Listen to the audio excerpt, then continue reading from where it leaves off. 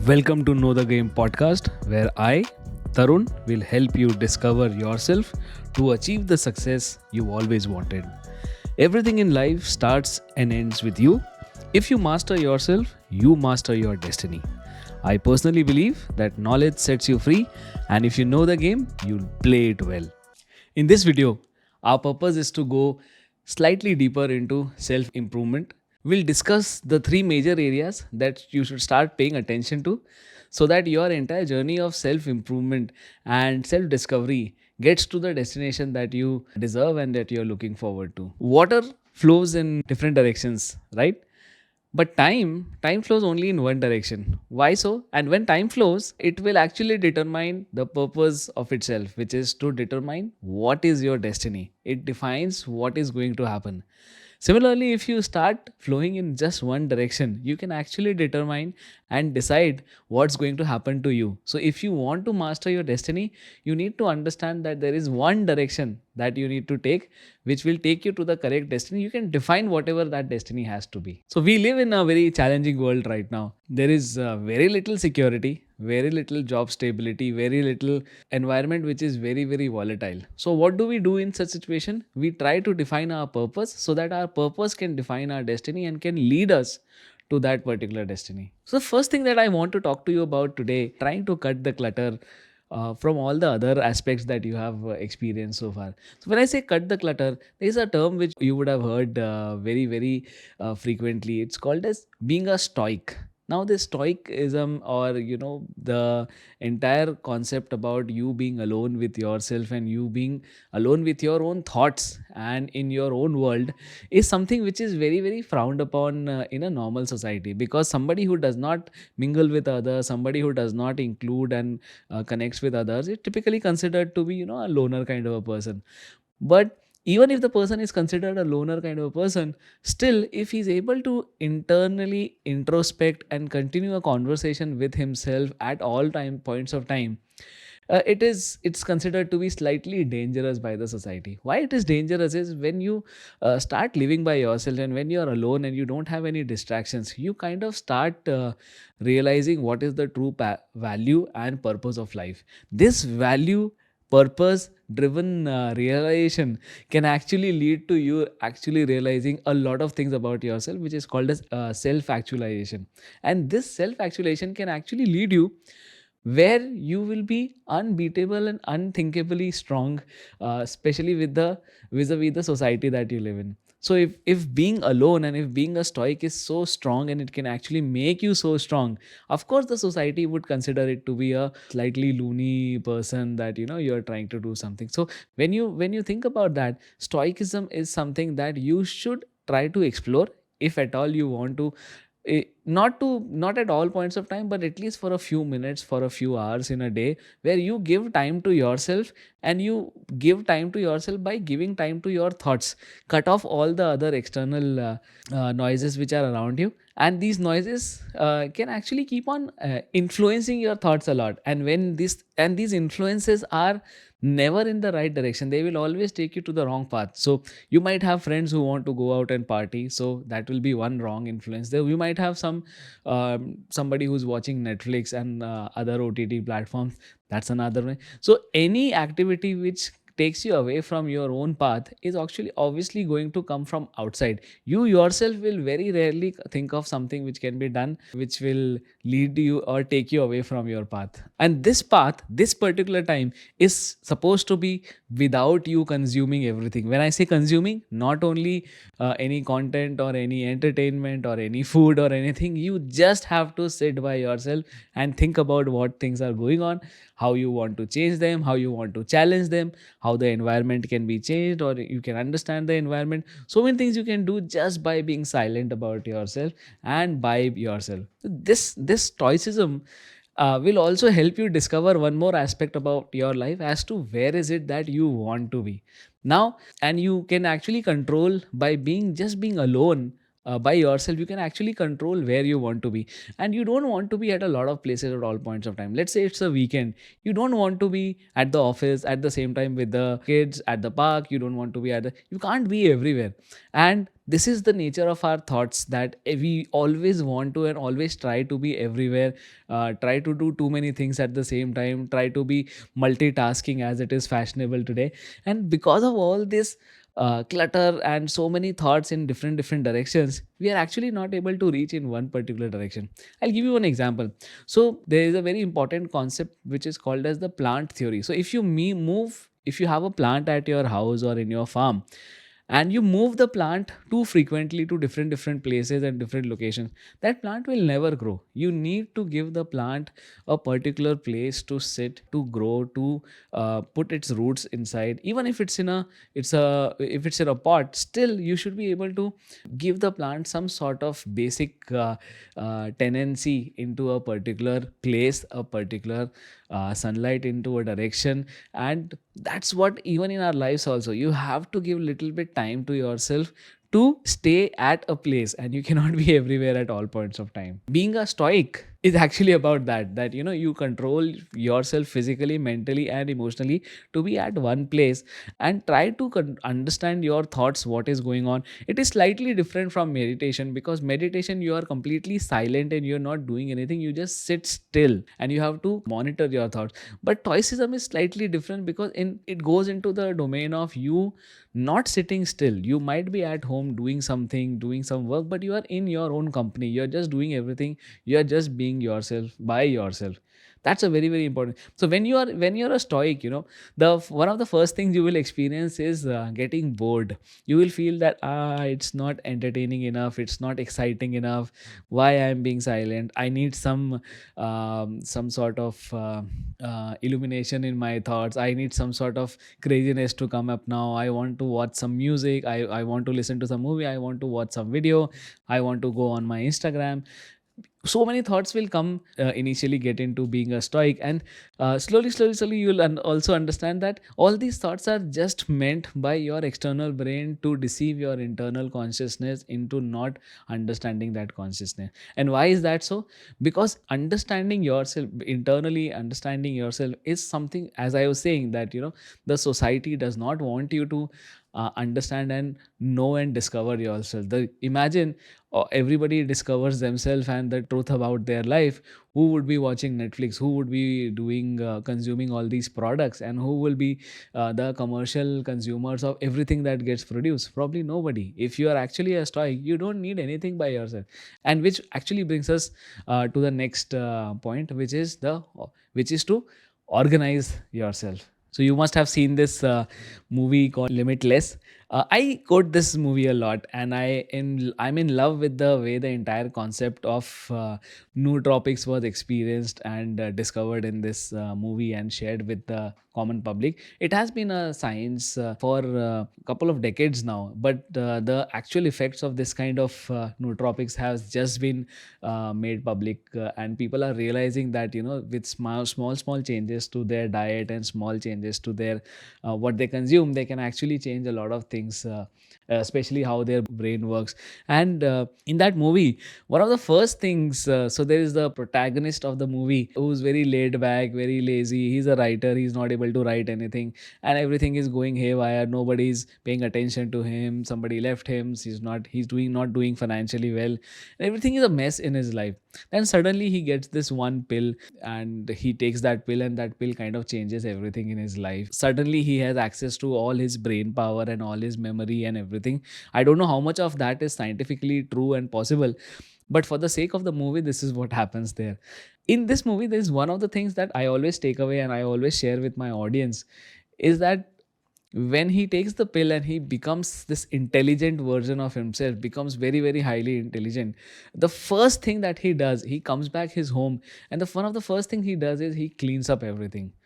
That's a very very big sign of intelligence. I'm not saying that people who are messy and who have got messy tables and who are messy cooks are not great. I'm sure they are great in themselves, But what I'm also trying to say is that a normal common person who's not that talented, which are just not a super talented person, probably it might be a good idea for you to organize yourself. Intelligence wants things to get organized, and when you get organized, start becoming more and more open to thoughts, and it helps you organize your thoughts also. And ultimately, when your career, if you're trying to grow and if you're trying to learn a lot of things about yourself and try to understand and improve yourself, don't you think that anything which can help you become better should be something that should be experienced? So I think this part of organizing yourself is very, very important. So when I say organize yourself, what do I actually mean? So let's say if you have a bedroom, if you have a hall, if you have a kitchen, try to see if it's really in the organized manner or not. Organizing part starts in your home. So you might want to organize all the drawers you have.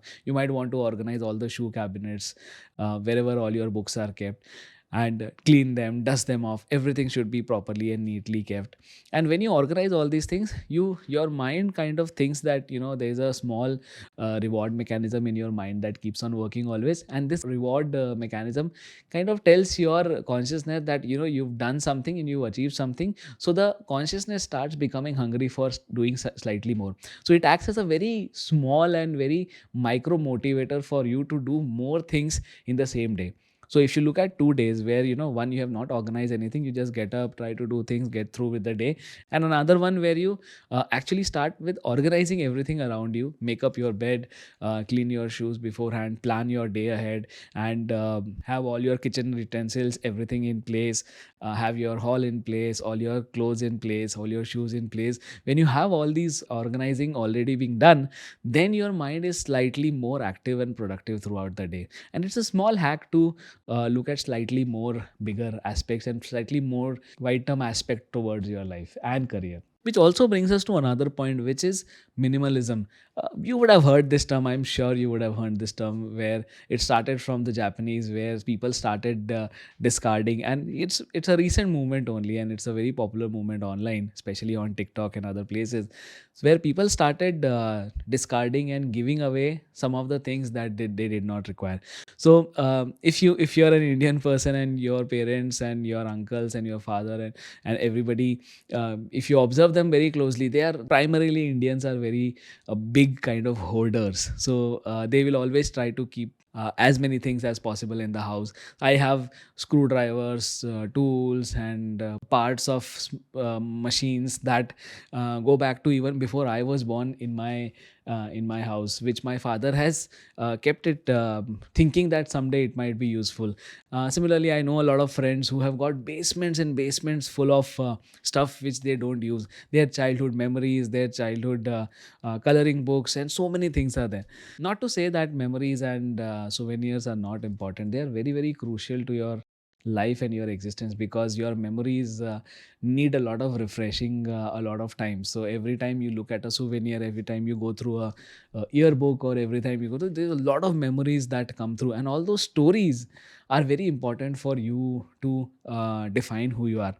But at the same time, all this extra stuff which is just lying in your house, which is literally not contributing to anything in your house, that's the part which is actually acting as a negative energy in your life. And the when you start discarding that, that's when you realize that okay, that is a lot of things which were generally not needed. And when you free up space in your house, you actually kind of free up space in your mind also. Remember, every object that is there in your house is a obligation to do something about it. So let's say you've got, let's say, 10 screwdrivers and you've got a lot of utensils. The obligation is at least once in a year or twice in a year you have to take them out, clean them, put them back. That will take and consume some time.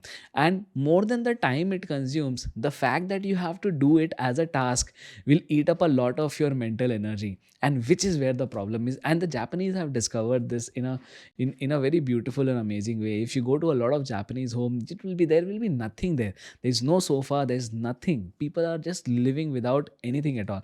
And the idea is to be so frugal about everything. And when we say minimalism, there's The more important part is that minimalism actually makes your thought process in such a manner that you actually start questioning every aspect of your life.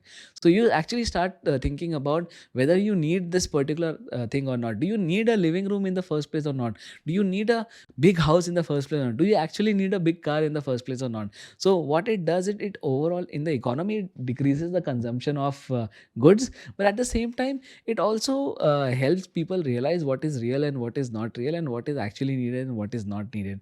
It also helps you identify and organize that you start becoming minimalistic in the kind of people also that are there in your life. So you should try starting to organize people as idle, soulful, some sort of prodigy or kind of student of yours, and there should be some people in your life who are literally drainers in your life. When I say these four types, so idol is somebody that you really look forward to and you would ideally want to become like that. So you want to dedicate a lot of your thinking energy towards those people that who are idle, who are doing an ideal behavior, which you want to emulate and you want to copy.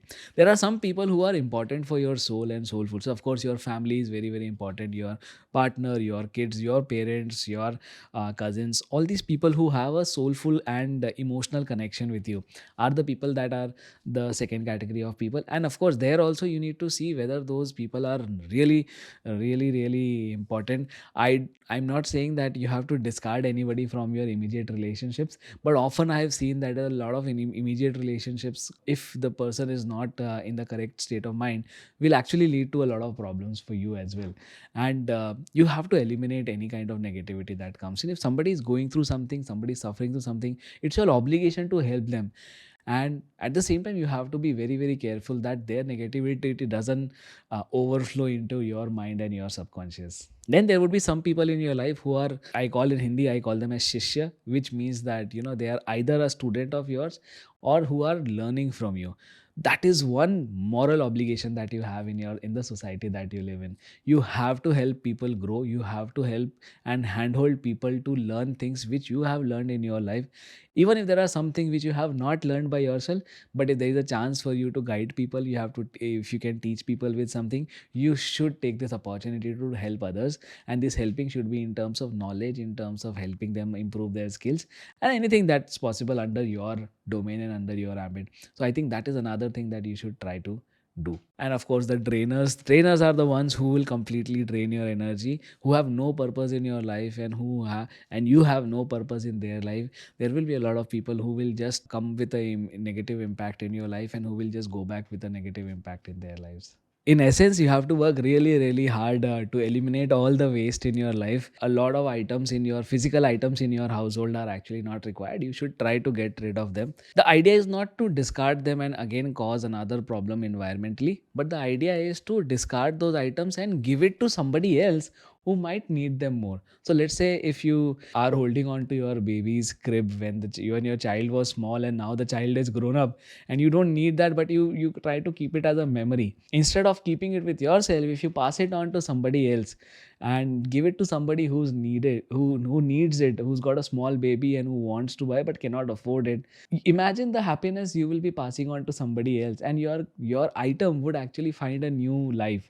Another thing is, you should always try to see if you can donate your organs. Once you're dead, you don't really need your organs physically. You go into the metaphysical world and you don't need your physical body. Ultimately it would be buried or incarcerated.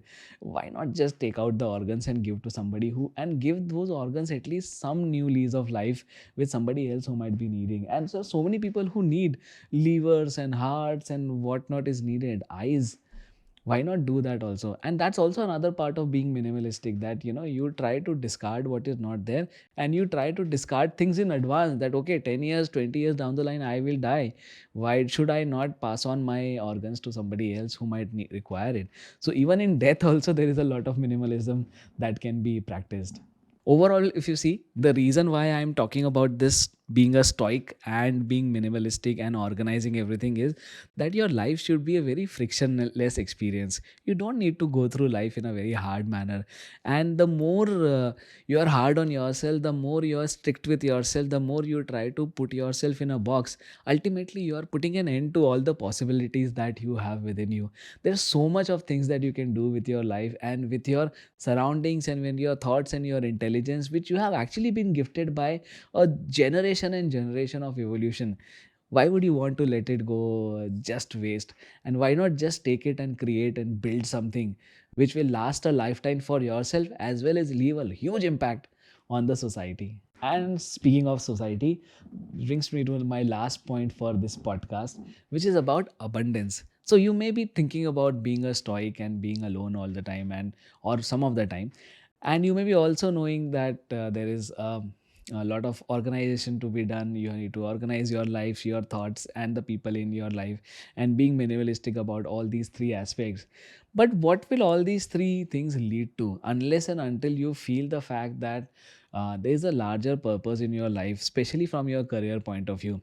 Why I talk about such in such abstract terms with my audience always is because everybody is going through a very different kind of journey. And if I start becoming very direct in giving step by step instructions that, okay, you do this, then you do this, then you do this, it is not relevant to most of the people. And it's very difficult to apply tasks or steps to people's lives. Again, that's exactly what we don't want to do. We can do that, and it's a very easy thing, copy content from everywhere and just paste it across to you. But these are all my thoughts where I'm trying to just try to come up with the overall at a very broad level, in a psychological way, in a mental way, how you can improve yourself. So the last point which I feel for this podcast is very very important is the concept of abundance. So you would have heard this term also a lot. If you've heard about being a stoic and if you've heard about being a minimalistic, there's a high chance that you have heard about being in abundance also. So when I say abundance, what it also means that in not in the resources, in not in terms of the thoughts that you have, but actually in terms of your mental capability. That's a very very important and powerful thing to do when you're in your career, especially in the early stages of your career. You always feel that there is a lack of experience that you have. If you've not gone to a high profile college or a high profile institute, the society also makes you feel that you've not actually done that kind of education. So the society makes you feel that you're short on knowledge also. But in reality, your knowledge and your experience has nothing to do with the kind of success that you are going to have in your career and otherwise also. And the reason I say that is because life is a very abundant form of energy which has been given to you by your parents and ultimately, the entire lineage of people that we have come from. This abundance also comes from the fact that when you are positive about things to happen, when you have hope that something good can happen today, tomorrow, this month, this year, this quarter, and if you're looking forward to something, if you're really wanting to tap into what can be achieved in this particular life form, you realize that the universe is just available for you to take care of to just utilize and build whatever you're building. I give you Elon Musk's example, and he's another personality who influences me a lot, not because of the kind of gimmicks that he has and the kind of communication he does with people and everything, but for the simple reason that if you see his journeys from the beginning to now, that person has actually risked his entire life, and every next step that he takes is a bigger risk from the previous risk that he has taken. So if you see, when he left PayPal, after that he started Tesla, was a big risk. After Tesla, SpaceX was another big risk, and so on, the Boring Company, another big risk. So all these heavy risks, where he always talks about the upside to a large amount of risk. So the upside is very very high and the downside is limited. So let's say if he invested $10 million in Tesla, just hypothetically, that's nothing from a Tesla point of view, but let's say he invested $10 million in it. What's the worst that could happen? He could lose those 10 million. But that's the downside of that risk. But the upside of that risk, of that crazy wacky idea, is that he can actually become the number one car maker in the world, which he has actually become right now. even in our, and where does this entire risk capability comes into picture, where you start feeling that if I really have to do something today, there's a lot of abundance. So in terms of jobs also, you have to realize that there is no limitation on the number of jobs that you can achieve and that you can get selected for. Even beyond jobs, if you want to start a business, there is no limitation on the number of business or the kind of business or the amount of money that you can make. There's always more to be made, there's always more that can be done, there's always more that can be achieved. When there's so much abundance just available to be just taken and plugged from the world, why not just go back to the universe and say that, okay, this is what I'm looking at. I'm not getting into the topic of you manifesting something, which is another powerful technique for you to tell the universe. It's just a communication to the universe what you require. And there's, people say that there is a law, people they, but it's a disputed thought. A lot of people agree to it, a lot of people don't agree to it. And instead of us in this podcast getting into that domain of whether it is correct or not correct, I would come back to the main thought about abundance, because abundance is a thought process. It is nothing to do with anything proven or unproven. It's just a way of thinking. So if you start thinking tomorrow onwards that there is a lot of abundance everywhere around you, there is no limitation of any kind in this entire universe. Now look at it from a very practical physics point of view. So there are only two types of things, that there are only two outcomes that can happen. Either humans are alone in this entire universe, all the planets, we are the only intelligent race, or we are not the only intelligent race, right? These are the only two things that can happen. Of course, if we are the only intelligent race in the entire, or we are the only life form, and probably earth is the only place where life form is there in the entire universe, which means that all the other planets are open to us to go and harness and use the way we want. All we have to do is figure out the ways and means to reach those planets and to harness those planets and to propagate our life forms there. um isn't that a very abundant kind of thing, that okay, all the diamonds that you require, whatever is the diamond available on the one meteorite can have as much diamonds as what we have on earth entirely. So there is actually physically, practically, there is an abundance of everything in the world. The other possibility of us not being the only intelligent life form, and there are other life forms also, what does that say to us? Even if there are other life forms who have not reached us so far, which only means that there is still a lot of abundance that we can, till the time somebody reaches that, there is still another a huge amount of abundance to be taken care of and to be plugged from the universe. So basically what I'm saying is that there is so much of abundance available everywhere. And coming from physics to life also, all of us have somehow gotten into this thought process where everything is a zero sum game. Zero sum game is where somebody is winning and somebody is losing. So in cricket, if somebody wins, somebody has to lose. In football, somebody wins and somebody has to lose. Very rarely there is a tie also that happens. But in life, that's not how it is, and that's now how it is supposed to be. In life, everybody can win, and life is your careers are a copy of your life, and they careers mirror your life. So why not in careers also? I think in career also everybody can win. It's just a change of mindset, and that's why all those great organizations where a lot of good and high performers work and continue to work is because they create a environment where nobody feels that, I have to win only, I will only win if the other person loses. They create an environment where everybody wins at the same time, and everybody has a decent chance to win. At the idea is that if you do whatever is to be done, there is nobody and nothing will stop you from winning. That's the idea, and that's exactly what abundance means, that there is no limitation on what you can achieve. There is no limitation on what you can do in your life.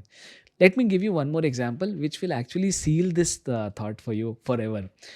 Now, let's say if you're in your 20s, late 20s, or early 30s, or late 30s, or in the 40s, and if you see what you have achieved and what's the kind of salary and what's the kind of lifestyle that you're living right now, if you're in India or abroad or anywhere, just look at the lifestyle and probably just analyze. When you were 18, 19, 20 years old, you would have not even thought about this lifestyle, that you would be living this life right now. Why so? Why? It's nothing to do with you, it's nothing to do, as a society we have progressed a lot with all the technology and with all the tools and with everything.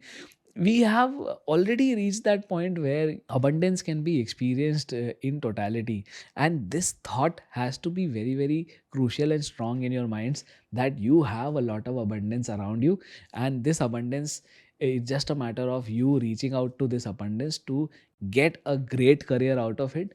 Do the things which will help you get the great career out of it. Get the skills which will let you have that abundance reach out to in your hands. One last thing to understand this abundance, and when I say that, you need to do those things which will help you receive that abundance in your hands, is knowledge. A lot of things have to be learned, and I think I fail to understand why a lot of people are not learning sciences nowadays. If you learn science, and if you learn basics of science, you can actually hack your way through your entire life. And everything that you feel that helps you motivate or does not help you motivate, everything that you see around you which makes you happy does not make you happy, everything that happens in your life, and every trigger and everything that is happening through you is actually happening because of some sort of science behind it. And if you understand the science, you can actually hack your way through it. And I strongly urge all my audience always, that try to know all these hacks and which will help you become a better person. One of the hacks is understanding your personality. Another hack is, there's so many things, small things which can help you improve your productivity. Like one of the things that I have recently started doing is, I've always been a person at my home, in the evening it has always been a dimly lit home, because I want to just unwind and relax after I reach home. So always there is brownish light in my house all the time. We don't have bright white lights in the evenings after say 8 o'clock, 8:30. We all are, my family always relaxes in the evening. But let's say if I have to study something or if I have to do something productive, I quickly have learned to quickly change from this warm white lights to cool daylight lights, because that's how our brain is functioned to quickly get into a productive mode and quickly get into a creative mode the moment you switch on the white lights. And that's a small hack, but imagine it helps me become creative at any point or hour in the day. This is exactly the hack that is used by all the call centers in India. And if you go on any of the floors of any of the call centers in India, Philippines, all these countries, they are really really brightly lit. If you go to a manufacturing industry also, which runs day shift, evening shift and night shift, they are also very very brightly lit because of some of the experiments conducted in the early industrial revolution, which actually proved that with a brightly lit atmosphere, the productivity of work goes up by a slight number of percentage. So again, that's another hack that you can try. And more importantly, you can search and learn such kind of hacks which will help you become a better person, which will help you become a better individual at your career especially. And try to explore all aspects of science, your posture to your body language, neurology, motivation, this, that, everything that you can understand, your diet, your fitness, everything is hackable. And when I say it is hackable, you should be knowing how to hack it around. And if you don't know how to hack it around, you should be able to learn it and just Google it somewhere, learn it from any of the YouTube channels and try it. If not change, at least you will learn a thing which will help you improve slightly, if at all it improves you. Or if not, you will know for sure that, okay, this particular thing doesn't work. Let me try another thing right now. So the basic premise of this podcast comes and becomes the same and remains the same, that ultimately I strongly believe that knowledge will set you free. And if you know the game, you'll play it well.